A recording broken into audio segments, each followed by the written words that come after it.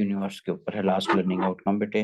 फिर learning outcome देखो no के साथ, डिस्क्राइब रेड शिफ्ट, नो के साथ डिस्क्राइब, ओके, क्वालिटेटिवली, क्वांटिटेटिव भी नहीं है। अच्छा अब बेटे हमारे पास अगर कंसिडर किया जाए कि हमारे पास यूनिवर्स जो है, हम जिस यूनिवर्स के, universe is made of different, जिसे कहना चाहिए गैलेक्सी से मिलके बनता है। हम जिस गैलेक्सी के अंदर हैं वो हमारे पास जो है that is milky way galaxy है। इसके अलावा जो नियरेस्ट गैलेक्सी है to the with the milky way, वो एड मेरे से निकल गया, एडोमेडा, वो वाली है। ठीक है। अब मिल्की वे गैलेक्सी है, ये one of the billions of galaxy है that made up the universe, एक बिलियंस, बिलियंस, ठीक है।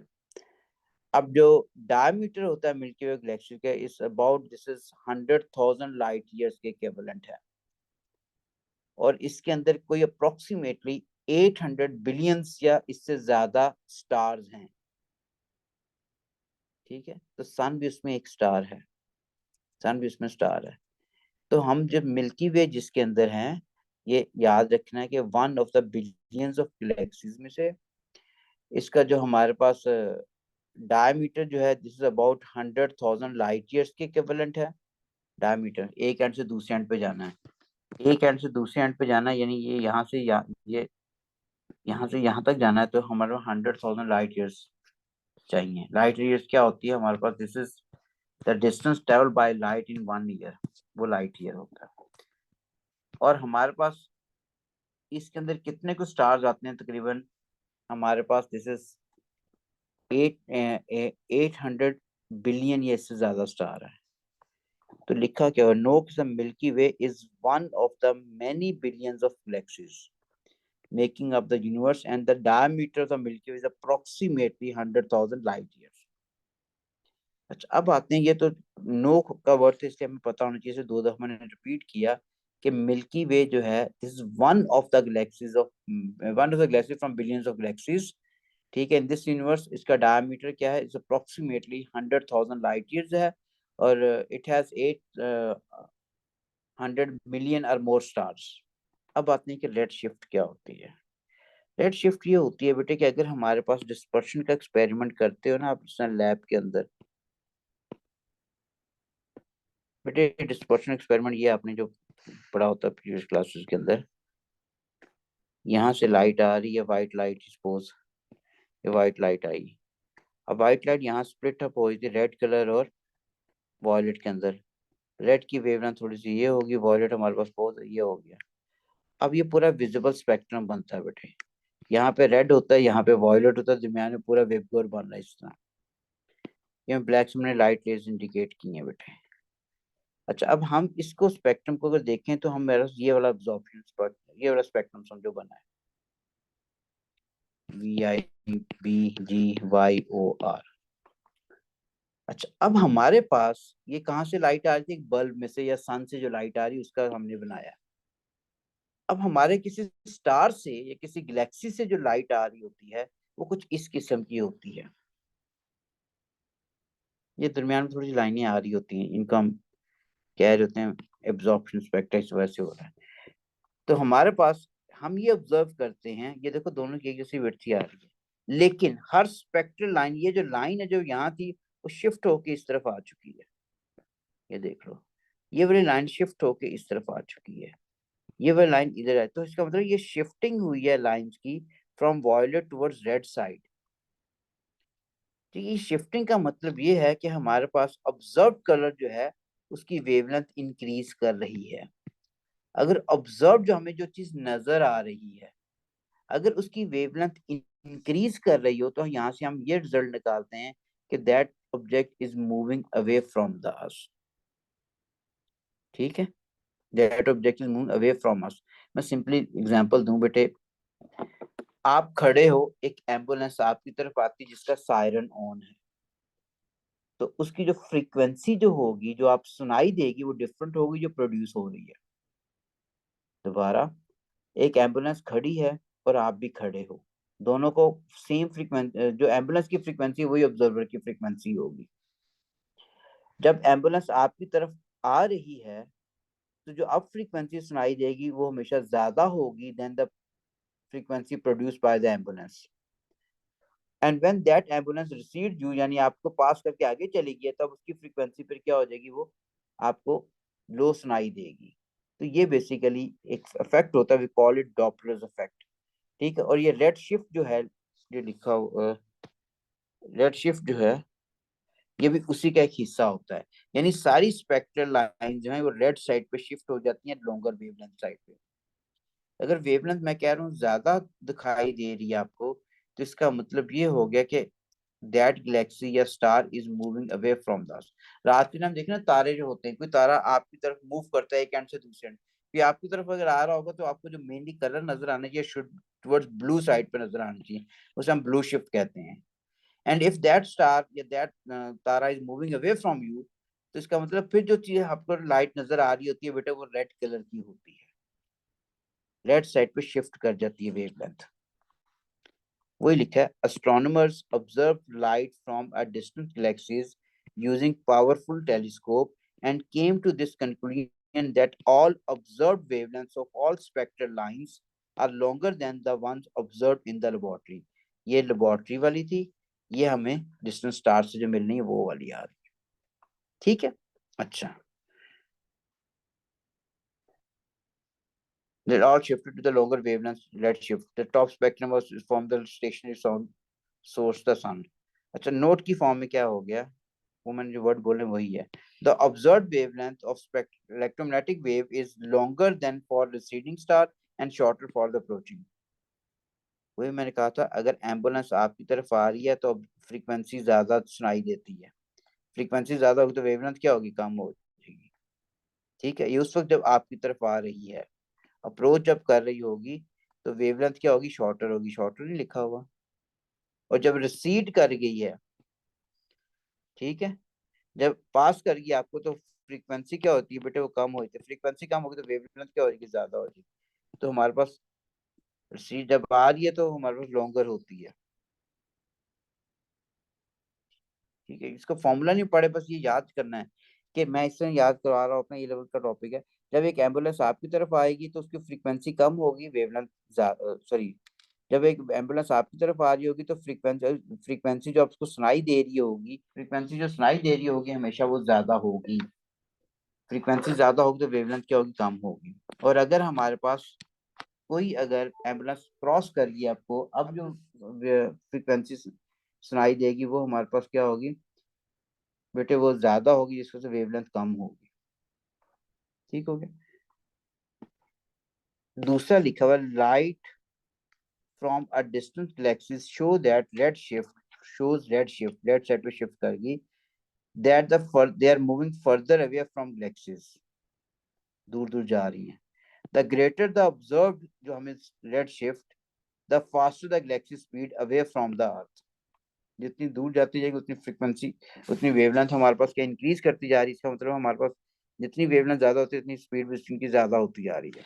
Light from distant galaxies shows a redshift that the further away the galaxies, the greater the observed redshift and the faster the galaxy speed away from। जितनी आपसे कोई भी Galaxy दूर जा रही होगी उतनी वेवलेंथ आपको बड़ी दिखाई देती है, उतनी स्पीड भी गैलेक्सी की क्या होगी, ज्यादा होगी। ये है red shift in the light from distant galaxies provide evidence that universe is expanding। ठीक है, universe is expanding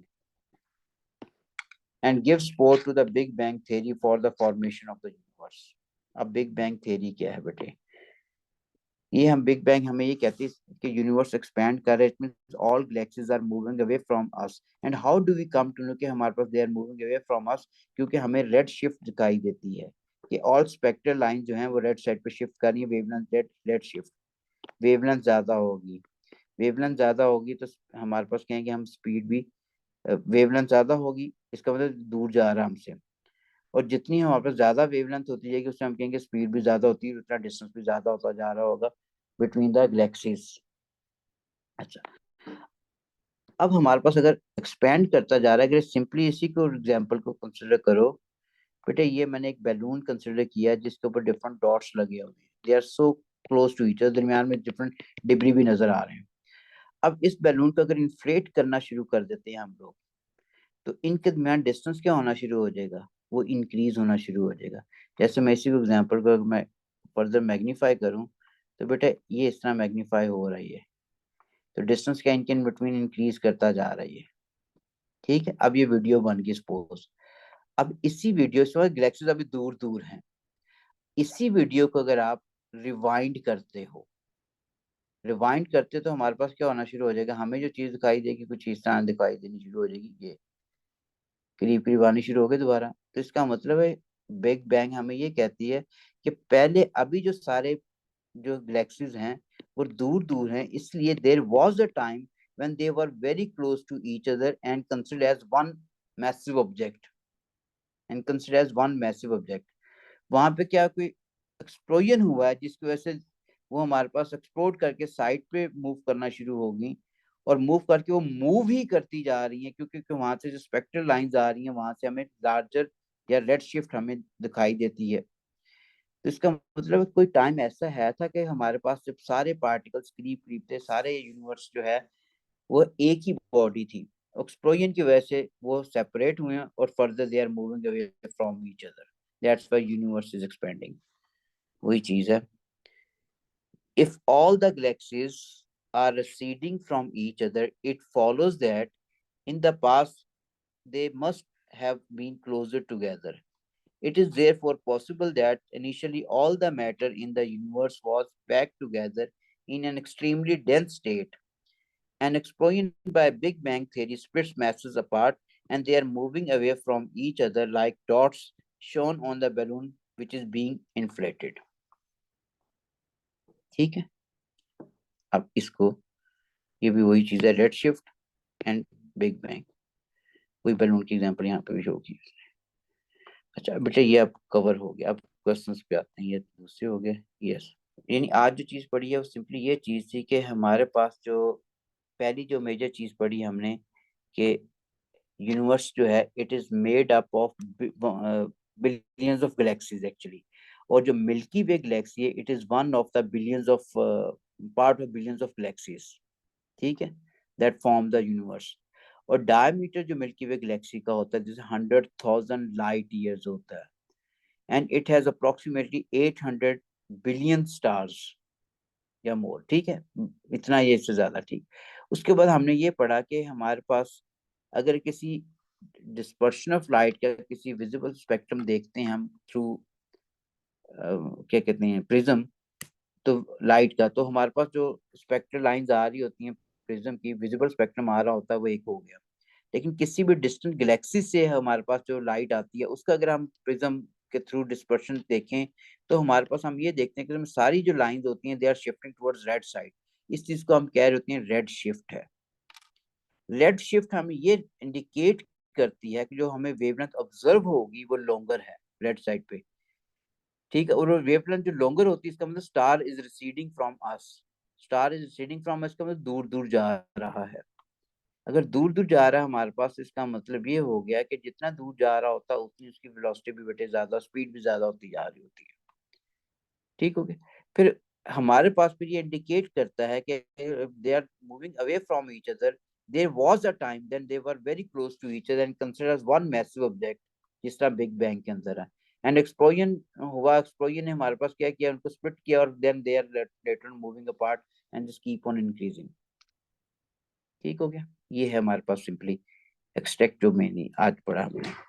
अब स्पेस फिजिक्स में बेटा पहले पे आ गए हम लोग, फर्स्ट पे, which line in the table best describe the angle of the earth axis about from the vertical and affect this tilt। Okay, क्या कह रहे हैं बेटे, ये चीज है, if I consider this is earth. ठीक हो गया, this is the central axis of earth हो गया, अर्थ जो टिल्ट की हुई है हमारे पास, ये एंगल आ गया। ठीक हो गया, अर्थ मूव करती है from west to east in anti clockwise direction. ये जो एंगल होता है ये होता है 23.4 डिग्रीज का। 23 यहाँ पे बेटा ईस्ट होता है, यहाँ वेस्ट होता है, अर्थ एंटी क्लॉकवाइज डायरेक्शन में ये वेस्ट टू ईस्ट मूव करती है।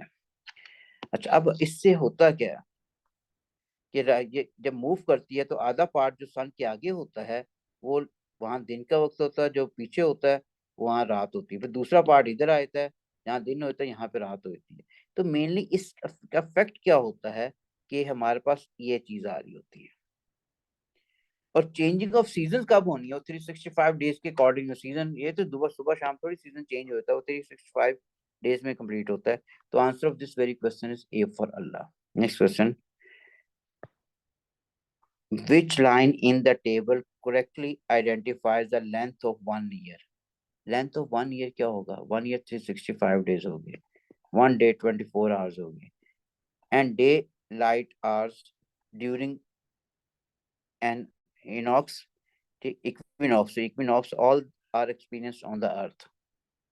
अच्छा, अब बेटे हमारे पास इसके अंदर क्या है कि day and night of equal length होते हैं इक्विनॉक्स के ऊपर, ठीक है। और सन जो होता है अबव द इक्वेटर होता है उस टाइम, इक्विनॉक्स के ऊपर दिन और रात एक ही टाइम, एक ही ड्यूरेशन के अंदर होते हैं इसके अंदर, इक्विनॉक्स के अंदर। और हमारे पास इक्वेटर पे होगा सन हमेशा इसके अंदर। तो इसके दो चीजें लिखना हमारे पास, what equinox is, day and night are of equal hours duration and sun is above the equator। यानी ये अगर सन था ना, इक्विनॉक्स को कंसिडर किया था हमने, वो ये चीज थी बेटे, ओवल होने की वजह से ये, ठीक है। तो ये जो रीजन आ रहा है ये यहाँ पे अगर है, यहाँ पे या यहाँ पे, तो ये इक्विनॉक्स है, ठीक है। और ये एक साल में 2 दफा होता है ना, पूरी रोटेशन 365 डेज में कंप्लीट होनी है ना, एक साल में 2 दफा यहाँ पे भी इक्विनॉक्स होना है, यहाँ पे। तो equinox happens twice in a year, ठीक है। एक मार्च में होता है, एक सितंबर के अंदर होता है, एक मार्च में एक सितंबर के अंदर। तो लिखनी इसको भी, the equinox happen twice in a year, that is in सितंबर 23 को होता है, लेकिन सितंबर लिख देते हैं, ठीक है। एंड दूसरा मार्च 21 को होता है, मार्च को, ठीक है। अब इसमें अब क्वेश्चन क्या पूछा हुआ था, उस क्वेश्चन के ऊपर अगर हम आए, identify length of 1 year 1 day, ये बता दिया मैंने। एक मिनट, 1 अर्थ ईयर या डे हमारे पास क्या 365 ही होता है यार। 1 अर्थ डे हमारे पास 12 आवर्स, 12 आवर्स नहीं होता, 24 आवर्स होता है वो तो, 24 आवर्स, 12 आवर्स गलत हो गया। Day light hours during the equinox क्या आता है, इक्वल 12 आवर्स होना चाहिए, ये 24 इन 12 आवर होता है।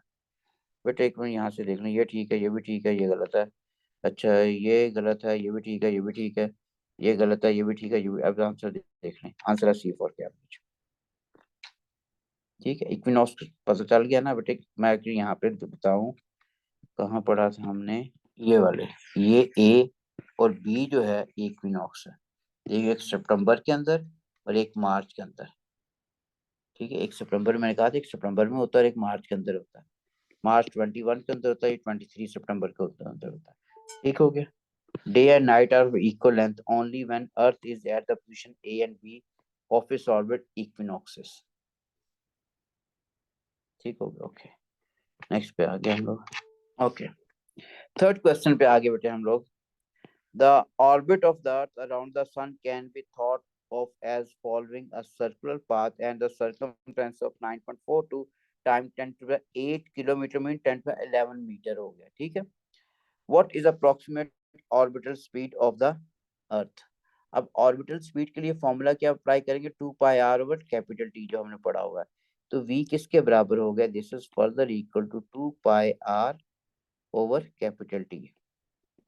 अब पुट कर दे, two is as such, pi की वैल्यू 3.14 होगी और हमारे पास कैपिटल आर की वैल्यू है 9.42 किलोमीटर में उसे चाहिए। तो हमें ये किलोमीटर को मीटर में चेंज करने की जरूरत नहीं है, तो दिस इज 9.42 टाइम्स 10⁸ हो गया ओवर।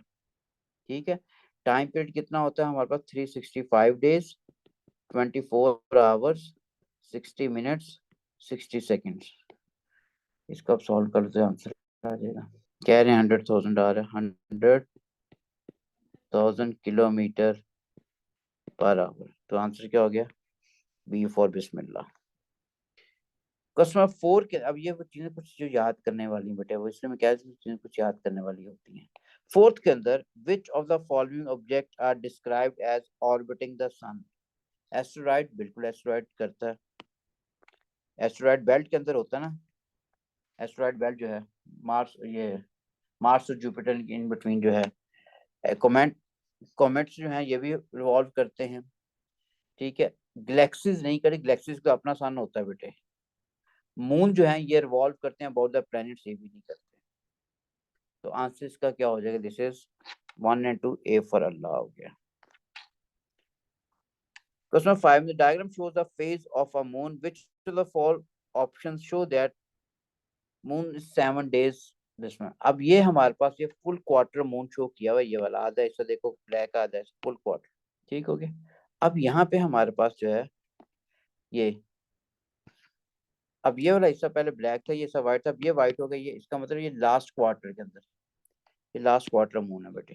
ठीक है, बी हमारे पास क्या, ये फुल मून है, टोटली लिट हुआ हुआ।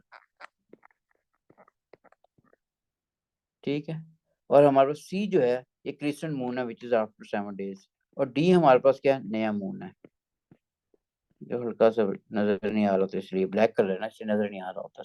उसके बाद नेक्स्ट पार्ट के अंदर बेटे आ गया 6 में, 6 ही है ना, 5th हो गया जी। Which of the planets listed in the gaseous planet which is closest to the sun? अब सन के गिर तो हमारे पास जो है दिस इज मरकरी, वीनस, अर्थ, ये हमारे पास मार्स जो है ये सॉलिड फॉर्मेट में है। फर्दर जो जाना शुरू होते हैं वो लिक्विड फॉर्मेट प्लैनेट के अंदर टोटल गैसेस फॉर्म में आना शुरू होते हैं। तो अगर जुपिटर की कंपोजिशन देखें ये भी गैस के फॉर्मेट है, गैस का प्लैनेट है ये। मार्स जो होता है ये रॉकी प्लैनेट है। सैटर्न जो हमारे पास ये भी गैस का बना होता है। यूरेनस जो है ये भी गैस का प्लैनेट होता है। तो क्लोजेस्ट टू द सन का होता है Mercury, Venus, Earth, Mars, Jupiter. तो हमारे पास क्या होगा? This is Jupiter, A for अल्लाह आंसर हो गया। 7th क्वेश्चन के अंदर the earth and the moon are held together by gravitational force acting between them. Select the line which describe the change to the gravitational force if the mass of the earth was double to its actual। अगर double हो जाएगा तो gravitational field strength भी ज्यादा हो जाएगी, because gravitational field strength is depending upon the mass. ये formula थोड़ा सा मैंने हल्का से बताया था आपको। जी किस पे डिपेंडेंट होता है? मास ऑफ प्लेनेट के ऊपर, और उसके हमारे पास distance from this one, D का स्क्वायर कह लो। ठीक है, तो जी किस पे डिपेंडेंट है हमारे पास? मास के ऊपर। अगर मास डबल होगा तो जी की वैल्यू भी क्या हो जाएगी? डबल हो जाएगी। जी भी क्या होगा? डबल हो गया अगर मास डबल हो गया तो। ठीक है, और हमारे पास ये तो हो गया।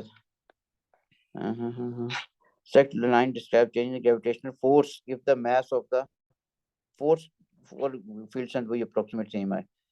Mass of Earth was double to, and if the distance between the two bodies was twice than actual one। अगर distance ज्यादा करो तो वो कम हो जाता है बेटे। डिस्टेंस का रिलेशनशिप ये लिखा है is directly proportional to D का स्क्वायर। अगर इसको ट्वाइस करते हो 2d करोगे तो क्या होगा? 1/4d स्क्वायर हो जाएगा ना। 1/4d का 1/4 क्या होता है? 0.25।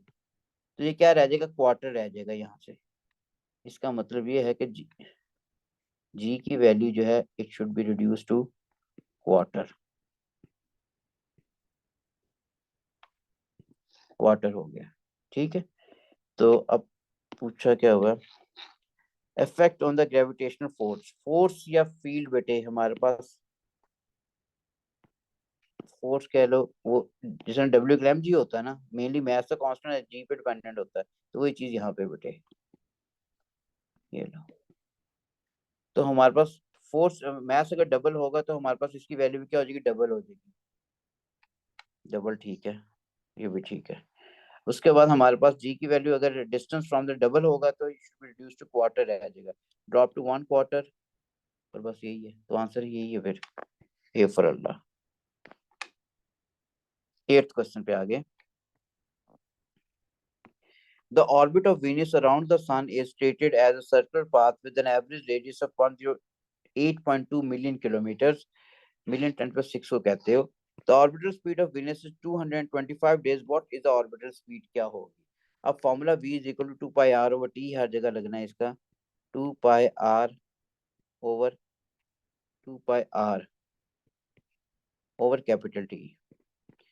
टू इज एस पाई की वैल्यू 3.14 होगी, आर की वैल्यू गिवन है 108.2 मिलियन, मिलियन तो 10⁻⁶ को कहते हो, ओवर।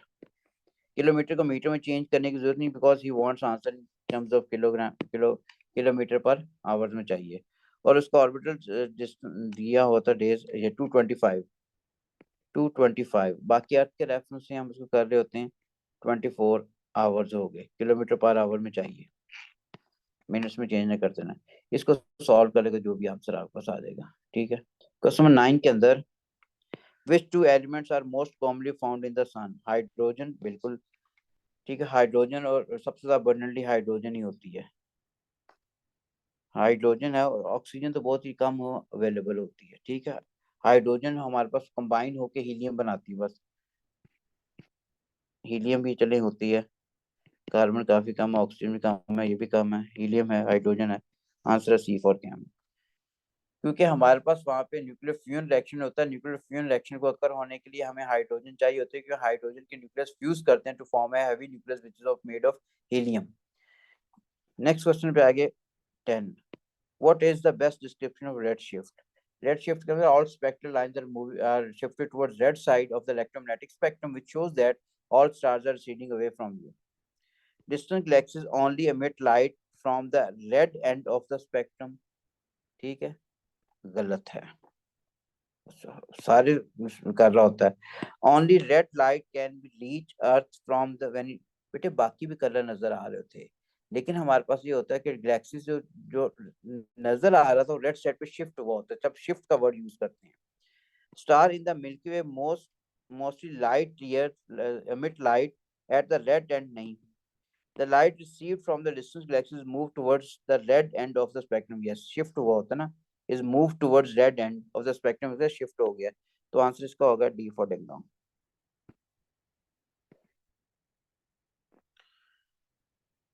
क्वेश्चन में 11 के अंदर light from a distance galaxies appear red shifted to observer on earth, red shifted to observer on earth, which of the following ideas about this provide evidence for the Big Bang theory?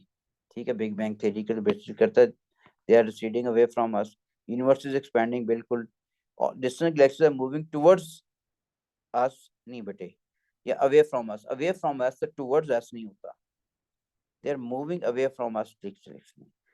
तो हमारे पास which of the following ideas provide evidence for the answer 1 and 2? Bismillah. 12th question में how many years would it take light to travel from the center of the Milky Way galaxy to the outer edge? अब milky वे galaxies का हमारे पास जो पता होना चाहिए कि उसका डायमीटर कितना था, मैंने कहा था 100,000 लाइट ईयर्स है, ठीक है, यानी light takes 100,000 years to travel across it one, ठीक है। तो डायमीटर इसमें चल लिख देते हैं, diameter of Milky way galaxy is about 100,000 light years, ठीक है, लाइट ईयर्स, ठीक है। So light take 100,000 years to travel across it। Okay, ये हो गया, इसका 100,000 आंसर हो गया, सी फॉर कैम्ब्रिज हो गया ना। 13 question, which is process which makes stable star उसको कहते हैं जिसमें inward gravitational force होती है which is pulling all the particles towards towards the center. वो एक्सटर्नल रेडिएशन प्रेशर के बिल्कुल इक्विवेलेंट हो ताकि सरफेस उसकी मूव भी ना कर सके, ना एक्सपैंड हो रहा ना वो कॉन्ट्रैक्ट कर रहा हो, ठीक है। तो हमारे पास that makes stable stars such as sunshine and which element is produced in this reaction। अच्छा न्यूक्लियर फ्यूजन के ऊपर होगा और हमारे पास न्यूक्लियर फ्यूजन में हीलियम बनता है बेटे, हाइड्रोजन न्यूक्लियर फ्यूज करते हैं टू फॉर्म हीलियम, तो आंसर क्या हो गया सी फॉर कैम्ब्रिज। 14 क्वेश्चन के अंदर what is the correct value of 1 light year? It is the distance traveled by light in 1 year, distance traveled by light in 1 year, ठीक है। अब हमारे पास अब निकालने के लिए वैल्यू कितनी आती है, तो हम speed is equal to distance over time ही यूज कर सकते हैं ना। तो बेटे हमने distance is equal to V T formula use कर लिया। अब वी लाइट है तो 3 टाइम्स 10 टू रेज पर 8 होगा, और एक लाइट ईयर जो ट्रेवल करता है हमारे पास 365 डेज होते हैं, 24 आवर्स, 60 मिनट्स, 60 सेकेंड, तो यहाँ से जो भी आंसर आ जाएगा जो भी हो जाएगा, ठीक हो गया।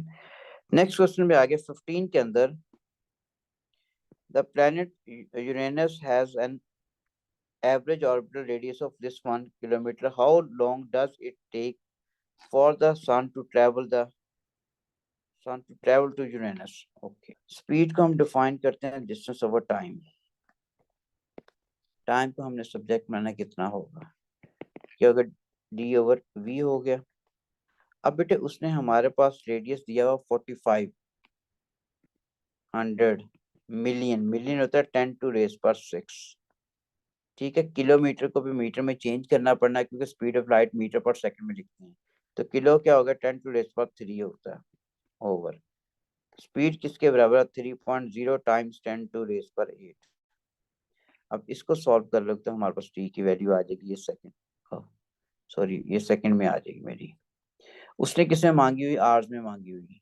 तो जो भी टाइम आएगा आपका ये वाला, इसको आपने क्या करना है 3600 से डिवाइड कर देना है so that you can get this time in terms of hour,